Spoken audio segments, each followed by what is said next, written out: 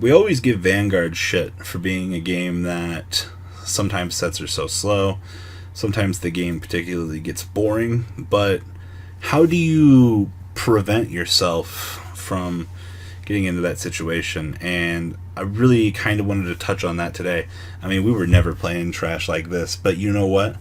We're gonna fucking try it at least once because we always wanted to play Maelstrom. So kick back, relax, and have an interesting discussion with me.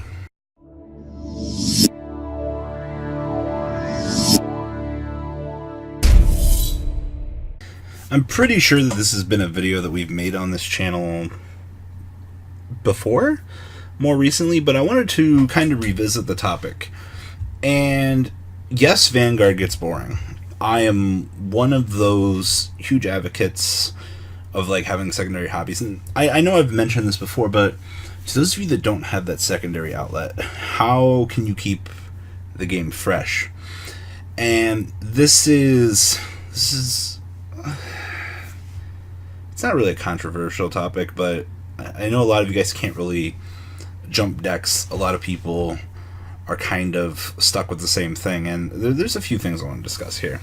So, jumping decks, having multiple things, it's the easiest way to keep things fresh. Let's be completely real here. You know, I'm known on this channel as being a heavy Shadow Paladin or Adventure player. I had theories on how to play the deck's Grade 2 game, how to play the Grade 1 game, how to be aggressive with the deck. And a lot of people didn't agree with a lot of the things I said, but the strategies and things helped innovate a few players in this game and brought success to a few players. So what happens when you get bored of that? You know, well, where do you go? You know, not every deck will keep your interest. There's a lot of decks I don't enjoy. So, you guys have seen me playing a lot of Garmor, and Garmor is literally my bread and butter at the moment. It's my shit, you know. It's the I have essentially max rated Gear Chronicle, and I put a lot of time, I've put a lot of effort into collecting the stuff, but Gear Chronicle is really boring to play. It doesn't mean that I won't pick up the deck and mess around with it in more of a competitive sense, but when the squad comes over to playtest, when we're doing recording for the channel, I don't want to pick up Gear Chronicle. Maybe for one game, but it's boring. You know, having to play that integral matchup, having to assure that Time Leap is resolving, you're playing your Maleems correctly, it gives me a headache. And even same thing with Luard. You know, I love Luard. Luard's a really fucking good deck. But at a certain time and pace, you're fucking really boring for that. Now, sets coming out at the slow pace there doesn't necessarily help the metagame. And that's why I like when Japan will come out with some new cheesy ass deck that we can net deck and test.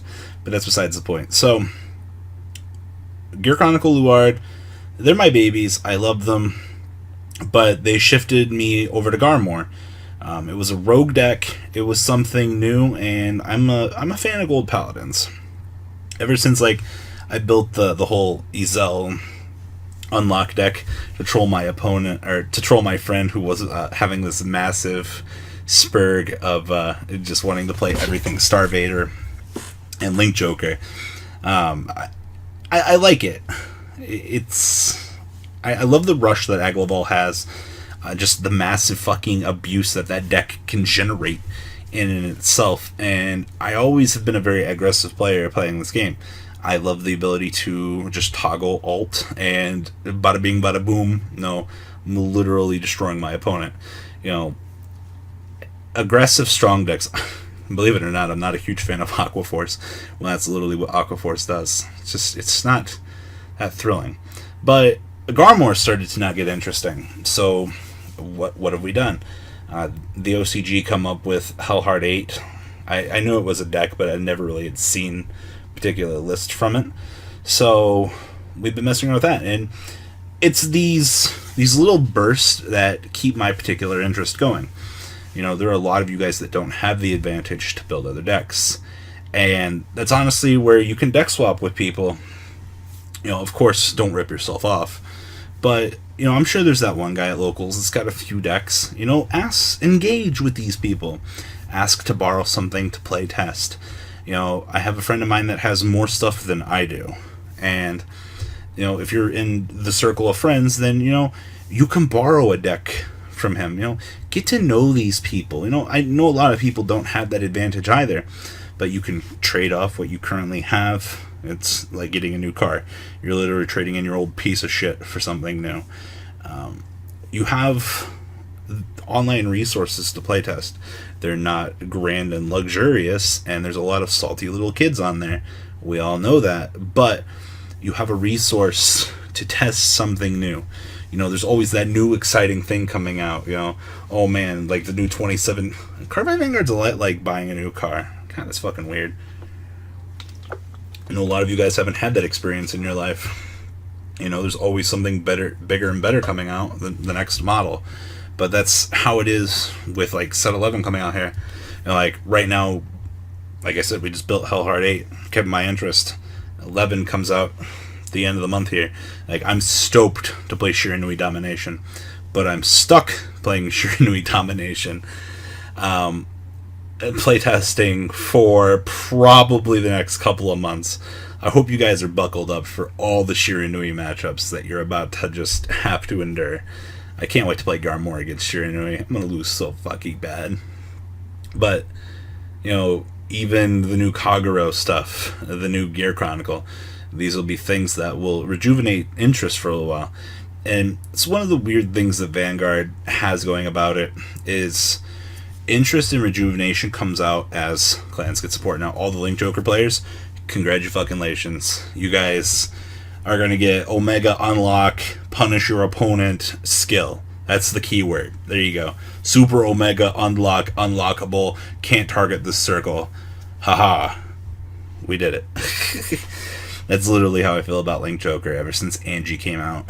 It's like, you purposely weaken the mechanic just to let the one deck that can't play against that particular matchup have a chance. Kudos to you, Bushiroad. You know, the Bermuda players, their interest got rejuvenated recently, and I know a lot of Bermuda players are extremely happy at the moment because they can play their decks. And that means a lot. That's a good marketing 101. You know, I'm excited for that.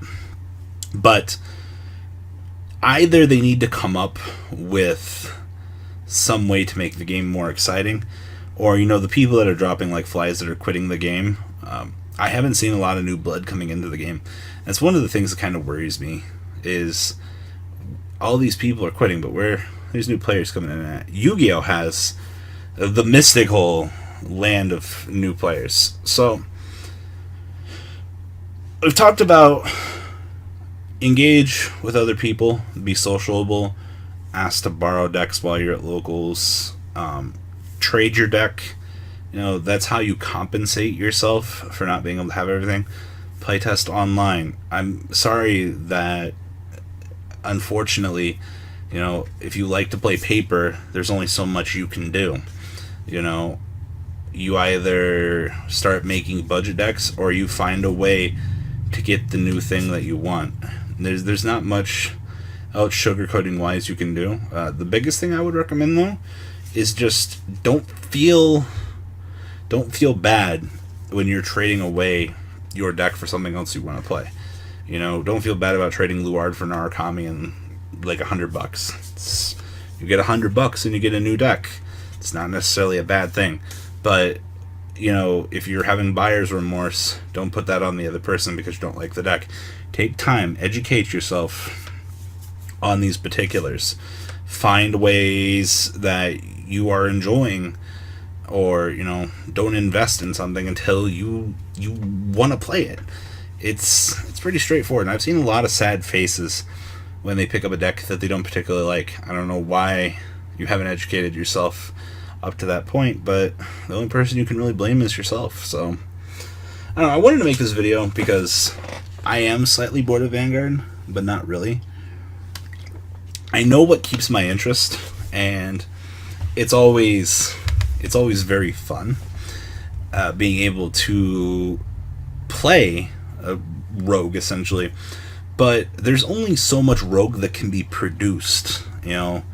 I don't have bad decks like Amon laying around. You know, like these are things I would like to play, but we sold that stuff when we were initially done with it. We have 40 decks at the moment between me and my crew that we can alternate between, you know, play testing and things like that. But at the end of the day, in terms of producing new things, it's still only the same 40 decks until something new and exciting comes out. So once again, gotta go buy the new car to keep interest. So just a little bit interesting of a discussion here. I hope some of you guys will value this a little bit. Hopefully it doesn't work for everyone. You have to do your own particulars. You can always just quit the game and come back later. It seems to be the way that a lot of people work, and I don't dog on that particular method, but we were never doing that. So we'll have to wait and see. So guys, leave a comment down below. Tell me what you guys think, and deuces. Oh my god. That's not all, card fighters. Please subscribe for more Cardfight Vanguard content. Please remember to check out MCole40 for Yu-Gi-Oh videos, and please check out mcolegames.com, my store, along with No Limit Gaming and lgtcg.com for all of your guys' trading card game needs as well. Until next time, guys, remember to hit that subscribe button. Later.